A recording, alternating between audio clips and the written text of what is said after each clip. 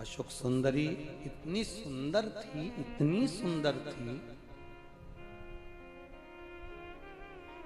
कि उसको पाने के लिए बहुत बहुत एक हुंड नाम का दैत्य, कोई असुर, कोई राक्षस, कोई देव अशोक सुंदरी को पाना चाहता था। पर भगवान देवाधिदेव महादेव की पुत्री अशोक सुंदरी इतनी सुंदर, इतनी सुंदर, मां जगतजननी जगदम्बा ने जिसको प्रकट करा हो, माता पार्वती जी ने जिसको प्रकट करा हो, वो साधारण कैसे हो सकती है? तब राजा नहुष की कथा वर्णन करती है। राजा नहुष का संबंध आया भोलेनाथ जी के यहाँ कि साहब आपकी बेटी अशोक सुंदरी का विवाह चाहिए, उसका मंगल हस्त कमल चाहिए। तब बाबा ने जब बेटी को विदा करा है, मेरे शंकर भगवान, लोग कहते हैं क्या शिवजी किसी कन्या का कन्यादान करे हैं? शंकर भगवान ने अपनी बेटी अशोक सुंदरी का जब कन्यादान करा, शंकर पार्वती स्वयं कन्यादान करने के लिए जब बैठे, राजा नहुष के साथ में जब अशोक सुंदरी का मंगल विवाह हो रहा था, जब बेटी का मंगल विवाह हो रहा था, हाथ में हाथ दिया गया, हल्दी का लेपन किया गया, सुंदर कन्यादान का भाव पिंड रखा गया, सुंदर आनंद के साथ में जब देव अधिदेव महादेव गंगा को हस्त कमल में लेकर बेटी के हस्त कमल पर छोड़ने लगे, तब बेटी अशोक सुंदर की आंख से आंसू बहने लगे। बेटी की आंख से अश्रु बह रहा है।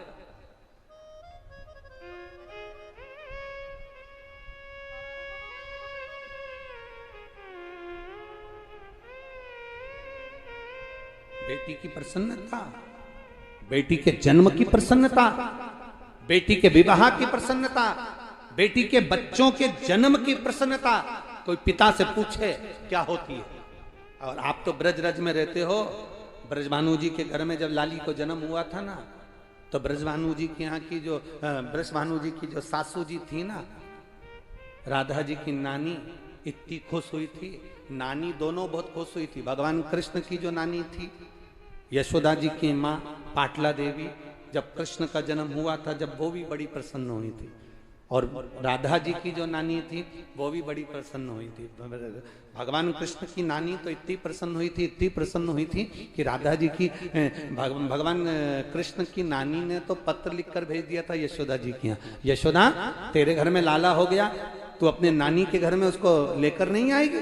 तब यशोदा जी लाला को लेकर जब गई थी ना पाटला देवी के यहाँ, और पाटला देवी के यहाँ जो लाला को लेकर गई थी यशोदा जी, पल्लू में लाला छुपे हुए थे। और अपनी मायके में जो यशोदा जी लाला को लेकर गई और जो पहुंची, तो पहली बार बेटी जब अपने बच्चे को लेकर आती है, घर की जो माँ होती है, बच्चे की जो नानी होती है, वो पानी का लोटा उतारती है और तिलक करती है। तो जो लाला को लेकर यशोदा जी पहुंची थी भगवान कृष्ण को, तो पाटला देवी ने देखा कि लाला कहाँ है। तो इतने में यशोदा जी ने कहा मेरे ये पल्लू में आंचल में छुपा हुआ है। तो इतने में पाटला देवी ने कहा दिखा तो सरी, उसका दर्शन करा तो सरी, कहाँ है वो, जरा दर्शन करा। अब जो यशोदा जी ने अपने लाला के ऊपर से वस्त्र हटाया और पाटला देवी ने जो कन्हैया का दर्शन करा, दर्शन करते से आरती की थाली से आरती नहीं उतार दी, सबसे पहले आरती की थाली नीचे रखी और लाला का मुख फिर से देखा, और देखते से ही बोली री यशोदा, अरे ओ बेटी यशोदा। यशोदा बोली हाँ मैया, तू गोरी, नंद बाबा गोरे, ये कारो कहां से आया? ओ यशोदा। यशोदा जी गोदी में लाला को लेकर बोली मैया, आधी रात को पैदा हुआ इसलिए काला हो गया। पाटला देवी बोली आधी रात को चांद भी तो निकलता है, उसके जैसा हो जाता। मैया रात को हुआ था, मेरे स्तनों में दूध नहीं आया ना मैया, तो घर में जो काली गाय थी ना, उसका दूध पिला दिया इसको, इसलिए काला हो गया। यशोदा जी बोली दूध काली गाय का हो चाहे लाल गाय का हो, दूध तो सफेद होता है, फिर ये गोरा क्यों नहीं हुआ? इतने में यशोदा जी बोली जब ये हुआ तो गोपियां इसको गले लगाने को आई, सबकी आंख का काजल चिपक गया, इसलिए काला। अरे आधी रात को जन्म,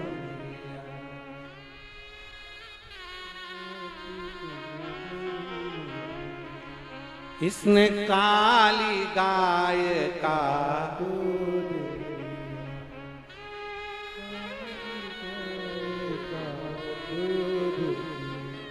गायों का रंग काला, इसलिए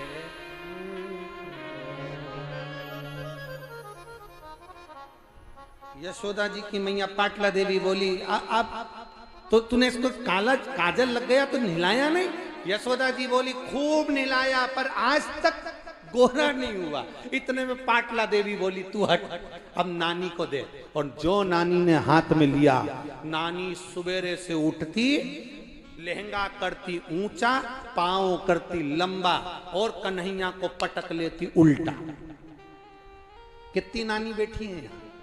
जितनी भी नानी बैठी है जरा हाथ तो उठाओ। तुमने अपने नाती की मालिश करी कि नहीं करी? अरे बोलो तो, दोनों हाथ हिलाकर बताओ जरा, सही है? कैसे करी? लहंगा करा उल्टा ऊंचा, और ऊंचा करके छोरे को पटका पांव में। सिर किधर? बोलो बोलो, बच्चे का सिर किधर रहता? घुटने के पास कि पांव के पास? पांव के पास सिर, और पांव किधर? नानी की छाती के पास।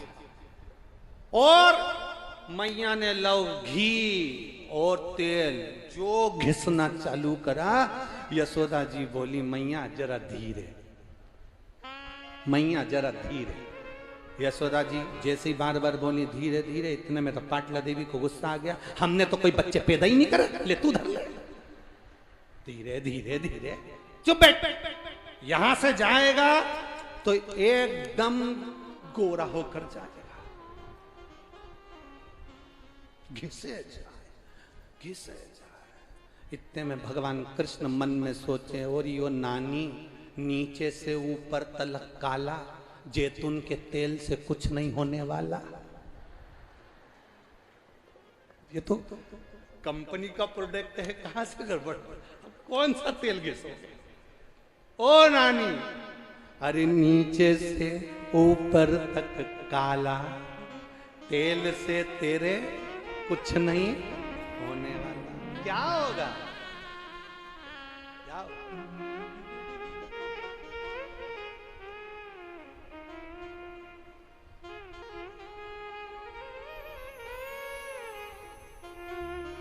क्या होगा? पाटला देवी ने खूब सुंदर लाला का श्रृंगार किया, खूब सुंदर, बड़ा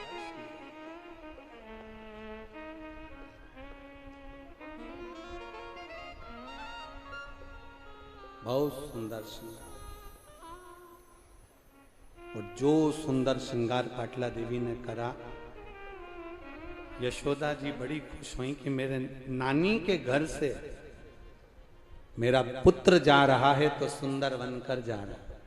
उस दिन भगवान कृष्ण का नाम श्याम सुंदर हो गया। क्या नाम पड़ गया? अब ये सुंदरता साधारण थी ब्रजभानु जी के यहाँ भी। जब लाली का जन्म हुआ, बेटी का जन्म हुआ, और लाली जब ब्रजभानु जी के घर में प्रकट हुई, तो बेटी के जन्म पर खुशी किसको कहते हैं? नानी ने अपने सिर पे रखा गाड़ी का चक्का, चक्के पर रखा घड़ा, घड़े पर रखा घड़ा, घड़े पर घड़ा, घड़े पर घड़ा, और उस पर घी की बाती जलाकर नाचती नाचती नानी ब्रजभानु जी के यहाँ जाकर कहती है, मेरी बेटी के घर में बेटी हुई है। ये प्रसन्नता होती है बेटी के जन्म की। ये ब्रज में ब्रजवासियों से सीखना चाहिए कि बेटी के जन्म की प्रसन्नता किसको करें।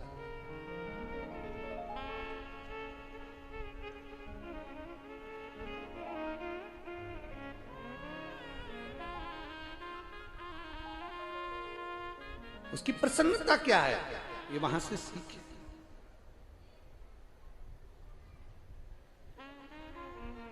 भगवान जब अशोक सुंदरी का हाथ में हाथ देकर कन्यादान कर रहे हैं, गंगा का जल हस्त कमल से नीचे दे रहे हैं, कन्यादान छोड़ते समय अशोक सुंदरी की आंखों में जल भरा था। पिता की दृष्टि गई भोलेनाथ जी की अशोक सुंदरी के ऊपर।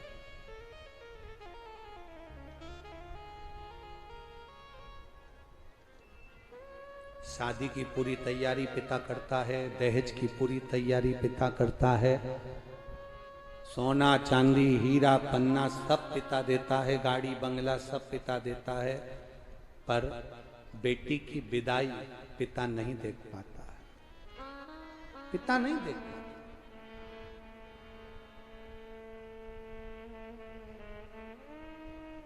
बेटी की विदाई नहीं देख पाता। शिव जी अशोक सुंदरी को देखकर कन्यादान करने के बाद पार्वती जी से कहते हैं ये बेटी की विदा है। सुनो पार्वती, अशोक सुंदरी के नैनों में जल है। अशोक सुंदरी कन्यादान होने के बाद जब विदा होने लगी तो अपने पिता के पास में आई। शिव जी से अशोक सुंदरी कहती हैं बाबुल मैं जा रही हूं, आप मुझे कोई वर ना देंगे? शिव कहते हैं सुन अशोक सुंदरी, संसार की जो बेटी, संसार की जो स्त्री, संसार की जो नारी तेरा नाम लेकर, तेरा स्पर्श कराकर अगर एक अक्षत का दाना भी मुझे देगी तो वो बेटी की आंख में कभी आंसू नहीं आने दूंगा। ये वचन शिव ने अशोक सुंदरी को। एक अक्षता, एक अक्षत का दाना, एक चावल का दाना।